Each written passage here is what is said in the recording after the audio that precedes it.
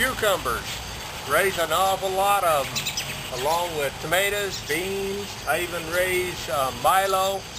We've got bamboo. We raise a little bit of everything, trying to make a few dollars or save a few dollars.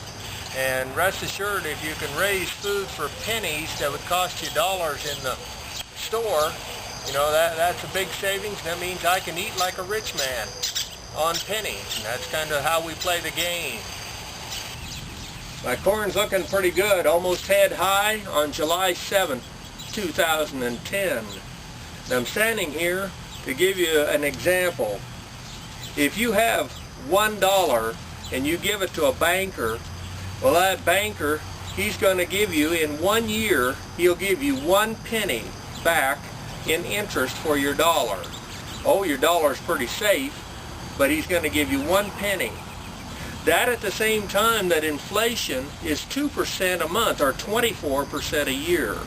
It just devastates everything out there. There's just no way to keep up with it, or to gain, or even to survive with getting 1 cent for every dollar that you put in the bank. Very few of us can put very few dollars in there anyway. And it's a sad situation. And you see, though, there are other options. And what we have to do is to understand that the bank, just like the government, is not your friend. For example, if I take a single seed of corn and put it in the ground, well, in 4 months, just 4 months, I can pull out and pull off a seed or a husk of corn, and it'll have 600 seeds on it. 1 seed in the ground in 4 months will give me 600.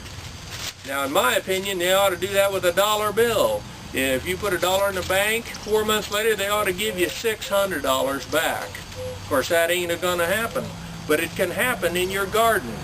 And so I hope you consider doing some gardening and some of these other tips too.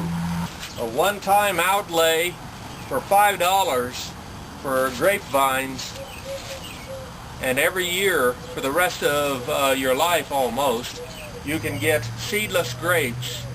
You should be able to get easily $200 to $300 worth out of it every year, and that beats the bank's 1%. Another thing you could do, where it's getting the 7th of July, heading for the middle of July, a lot of the stuff that they had, that they were selling in the spring for gardening, they've discounted. I've seen stores as much as 50% discount. For example, starting your seeds early, well, that saves you buying plants. Instead of paying $2 or $3 for a plant, you can plant the seed that costs you 2 or 3 cents. And so it's a lot better deal to do. Now, buying these, well, in the spring it cost $4. Just a couple of months ago, you'd had to pay a $4 bill for it. Today, they're $2, 50% off. 50%. You don't get 50% from that from a bank when you put your money in there in just a few months, do you? And so by buying these now and saving them till next spring, you have saved 50% of what it's going to cost you to do it next spring.